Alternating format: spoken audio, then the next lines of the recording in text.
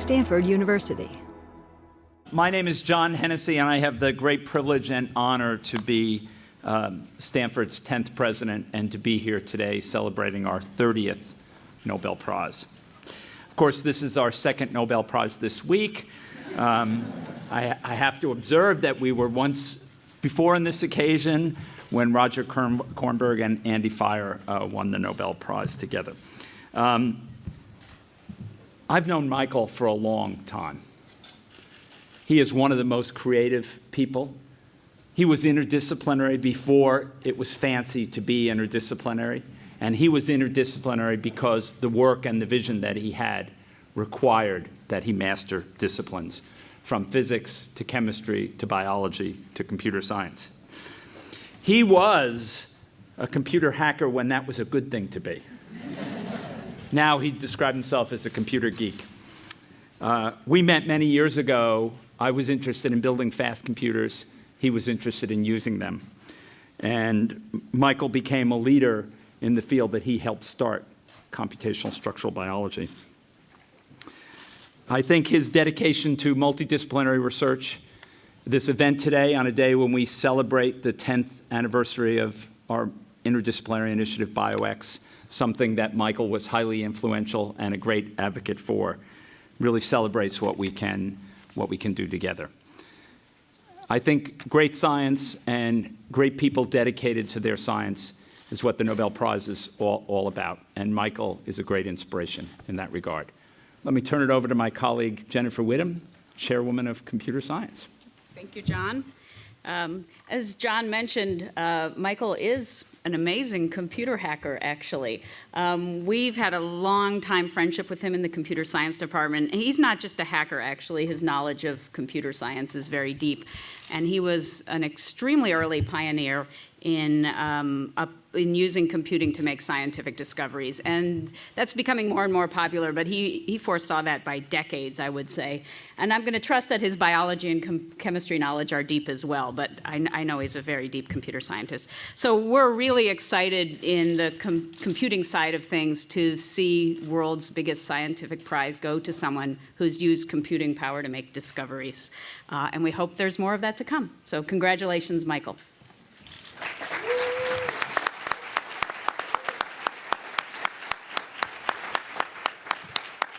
Dean Minor. Good morning. I'm Lloyd Minor, Dean of the Stanford School of Medicine, and I have the privilege of welcoming you here today with the President, with the Chair of Computer Science, and also in acknowledging some very special guests we have with us here today. Dr. Roger Kornberg, recipient of the 2006 Nobel Prize in Chemistry, is here. Dr. Kornberg is a professor also in structural biology here at Stanford. And also Dr. Brian Kabilka, recipient of the 2012 Nobel Prize in Chemistry and a professor in our Department of Molecular and Cellular Physiology at Stanford. Also with us today is Dean Ann Arvin, the Vice Provost for Research, and Amir Dan Rubin, the President of Stanford Hospitals and Clinics. Now, as John indicated, it's been a sleepless week for us here at Stanford Medicine, having two Nobel announcements in just 2 days. And I'm honored and delighted to share our congratulations with Professor Levitt for winning the Nobel Prize in Chemistry. It's a tremendous achievement for him, for science, and for Stanford. I'm so pleased that Professor Levitt's deep commitment and perseverance, collaborative spirit, and vision have been recognized with this prestigious award. It honors his unrelenting focus and his integrity. Michael's work breaks boundaries. He applies the tools of physics, chemistry, and computation and applied mathematics to unravel molecular and cellular structural basis of biology's most fundamental processes. His remarkable research deepens our understanding of the mechanisms behind how macromolecules function and interact, and computer models that he has developed mirror those real-life events and occasions and activities for which his models have contributed such a great understanding. His contributions have revolutionized our understanding of the relationship between the structure and function of macromolecules, and there are virtually no areas of biological or biomedical sciences that have been unaffected by his work. On a very pragmatic level, his work has provided us with a better understanding of how proteins interact with pharmaceutical drugs that are used in the treatment of many diseases. Science stands at the threshold of a new frontier in the diagnosis and treatment of human disease. We're in the midst of a biomedical revolution that offers truly dazzling possibilities for improving the human condition, for treating and curing disease, and for enhancing life and health. Stanford Medicine is leading that revolution, and certainly Dr. Levitt joining the 5 other Nobel laureates in the School of Medicine illustrates this clearly. And I also want to acknowledge Professor Andy Fire, also a recipient of the 2006 Nobel Prize in Physiology or Medicine, who's here today with us. We lead that biomedical revolution by being the epicenter of innovation. Our scientists and clinicians are attracted to the most difficult problems, to the problems that require the most innovative approaches and transformative solutions. For more than 40 years, Dr. Levitt has been a pioneer, literally a founder, as John said, of the field of computational structural biology and computational biology. In an interview more than 12 years ago, he predicted that one day he, quote, would like to be able to simulate complicated biological processes, perhaps even going from the genomic sequence to a full simulation of an organism's phenotype. I have no doubt that his prediction will be realized, and because of his influence, very likely here at Stanford Medicine. It's now my great privilege and pleasure to introduce Professor Michael Levitt, recipient of the 2013 Nobel Prize in Chemistry. Michael?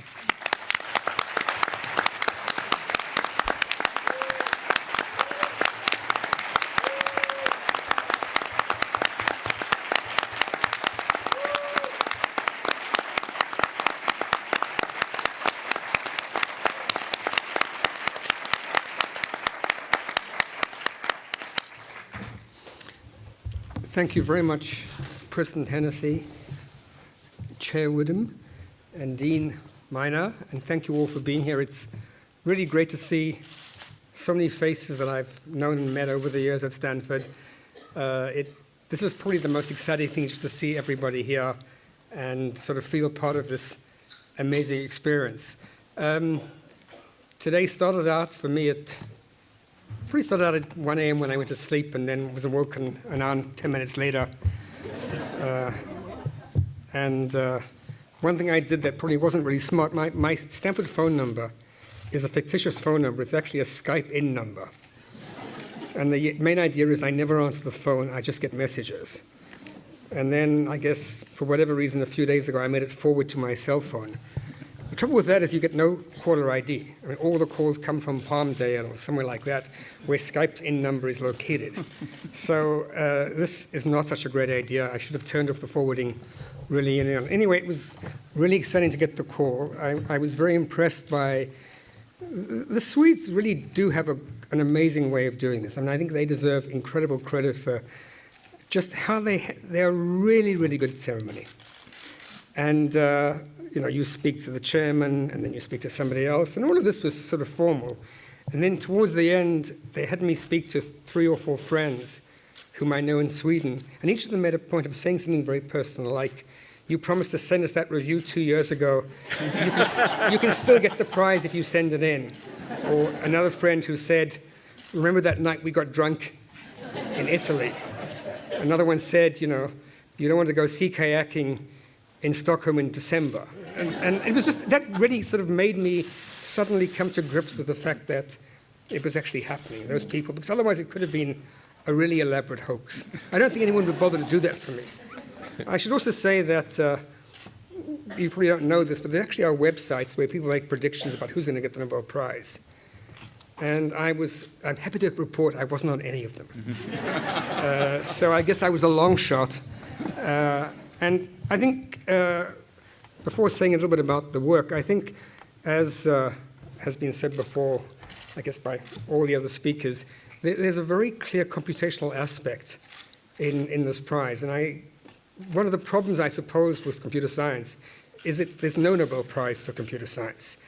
And this, I think, is very sad, but this really was a recognition of the importance of computation in biology. Now, you might have said, well, why not computational economics or something like this? But it turns out that there was a very tight connection between biology and computers very early on. And in some ways, we got onto that bandwagon I actually started this work when I was 20. I had just finished my first degree in physics. I had played with computers a couple of times in the summer. I spent the summer of '66 at the Lawrence Berkeley lab and had a very interesting time. Maybe I inhaled sometimes.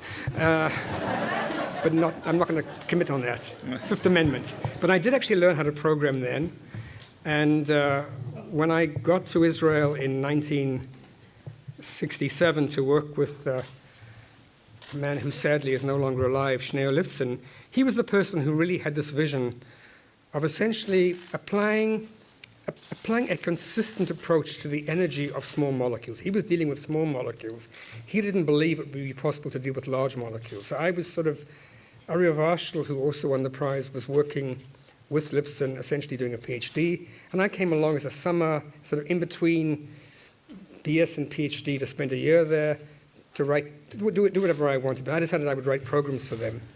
And the program actually went pretty quickly, considering that you're using punch cards and you can check 3 bugs a day or something like that. It's a different experience. You thought a lot. And then pretty soon I realized that the same program that dealt with small molecules could deal with large molecules. Now, computers back in '67 were very slow. But more importantly, they had no memory. I mean, all your cell phones probably have, 8 gigabytes of memory or 4 gigabytes of memory. So the computers then had less than 1 megabyte. Very, very small, maybe 1/10,000th. And the reason this is important is that if people have been working on small molecules have maybe 50 atoms at the most. Small proteins have at least 1,000 atoms, so there's this big gap. We decided to try then, could we actually do something with a whole protein? And to our surprise, we actually could. It just turned out that the way the thing scaled, it wasn't such a big deal, and you could actually do this quite easily with, I think, 100K or 120K of memory. So this suddenly enabled this to happen, and I think this started to set the groundwork for computers in biology. As I think President Hennessy said, I'm sure I was a hacker because there really weren't computers available in the 60s. But I certainly like computers, and my wife would probably say that I love computers. And she's just got up. I hope she's not leaving. Actually, I'm pretty safe on that because she lived with me now for 46 years, so I guess that's pretty impressive. But we decided to apply to large molecules, and this sort of opened up the whole area. I then went and started my PhD in Cambridge, England, and I was very lucky. This is the lab where I met Roger. Actually, a few years later, I did a PhD there. Roger had done his PhD at Stanford, I think, and then on his way there. And I sort of had carte blanche. I was into computers. They had computers there. I was the only person there not doing experiments. And one of the reasons I wasn't doing experiments is that our first child was born like 9 months into our marriage, or some approximate number like that. So I had to be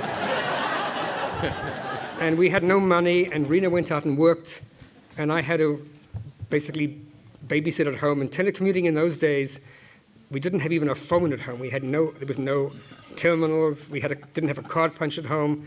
But to my amazement, the structural biologists in Cambridge, who really were I would say there are like old Nobel Prize winners, the old great ones, and these nouveau riche guys like me. And these old guys like Crick and Perutz and people like this were amazing.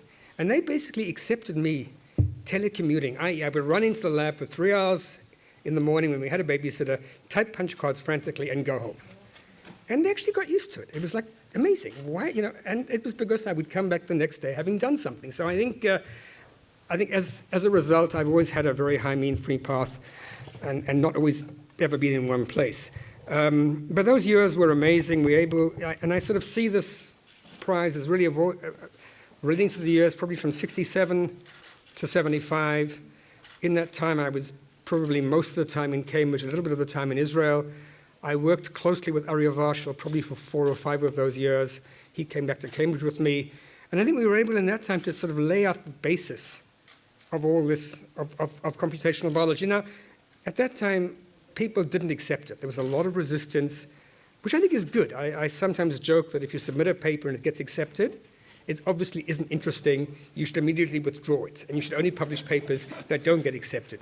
This sort of is, this is like majoring catch-22, but it doesn't have a solution. But in any case, we had these issues. Then the third person in the trio who got the Nobel Prize was Martin Karplus, and he also, although he's a professor at Harvard, he was also very influenced by the Lifson School. He actually came to Israel with his first wife to spend a year with Lifson in 1970. So, and then Lifson and Warshel went back with him. So there's this, everything is tied together. But then the field progressed, and I must say, when I look through the lists of, I guess I can say this surrounded as I am by computer scientists, that computer science and computers in biology have not been, I think, sufficiently appreciated. Now, I can say that now that they have been. And I think the reason is that biology has always been and still is dominated by experiment. And great biologists are people who can choose a system, clean it, really classify it, and so on. And I think it's right. We're trying in some ways to use the computer to tie the loose ends together. And I would say that what characterizes the work that we do, so we want to simulate the large molecules that make everything work in cells. And because these molecules are large, we have to use computers. But beyond that, if you like, the science here is choosing the right representation. And by that I mean is, there's always this joke among physicists, we treat a cow as a sphere, and then we'll see what its properties are. And that's probably too simple. But if I said I wanted to treat a car as a billion electrons, you might say to me, well, gee, that's a little bit too detailed. And somewhere between the sphere and a billion electrons is the right representation. And right here was very simple. It had to be computable. If the calculations took too long, and I think we were lucky that it was possible to find a representation that was computable, but still accurate enough to start to make predictions. Things have come a long way since then. I would say that when I was in Cambridge, and I'm sure Roger will remember this, I always said you're as good as your next paper. And I think, and then I told my colleagues that, in fact, it's even worse in the USA because your salary depends on your next grant. So, what you take home to your family depends on your next grant. So that's even worse than you are your next paper. But I think that what has really excited me about my whole scientific career, and it's by no means over, is that it's remarkable that you get to do what you like. No one tells you what to do. I never feel I've ever actually worked for anybody. You end up working with smart young people who get younger every year, and they are generally polite and respectful, and it's just remarkable. I actually, before this happened, like if you'd asked me, yesterday morning what kind of week it had been last week, I would have said it's been an amazing week because we actually made progress on 3 very difficult problems, and I'm really excited about that. And although I'm sitting here, I'm really excited about the Nobel Prize. I'm probably really excited about getting some coffee and something like that, because I didn't want any coffee because I was so high on adrenaline, but it's starting to go down. But I was really excited about the work that's currently happening. And this also involved computer science. There was a particular calculation that a year ago took 2 hours to do, and now takes 10 milliseconds. And that kind of jump is suddenly you can do stuff you wouldn't have dreamed of. You can do things in ways you would have totally rejected out of hand. So it opens up whole new areas, and it makes me feel very, very excited. I think that I have many heroes in science. Unfortunately, most of them aren't alive anymore. And I guess that's one of the problems with starting out early and being in the field. But one hero I have actually is not in science. He's an artist, the French-born American sculptress Louise Bourgeois. And we were in New York for a quarter in 2008, and she had a retrospective. She was alive. I think she died maybe a year after that, at the age of 94.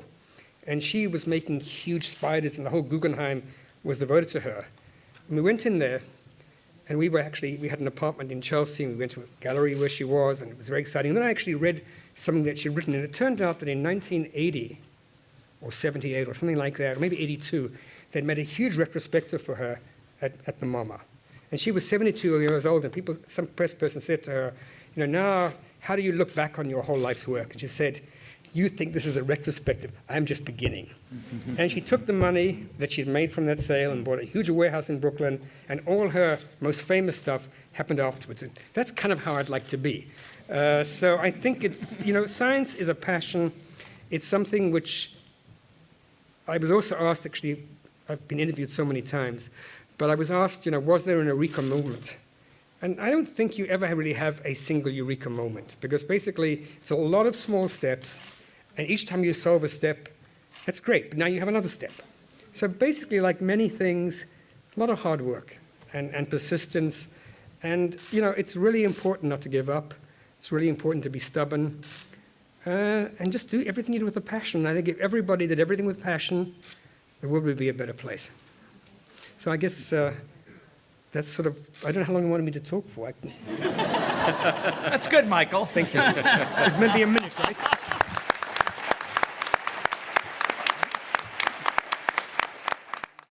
For more, please visit us at stanford.edu.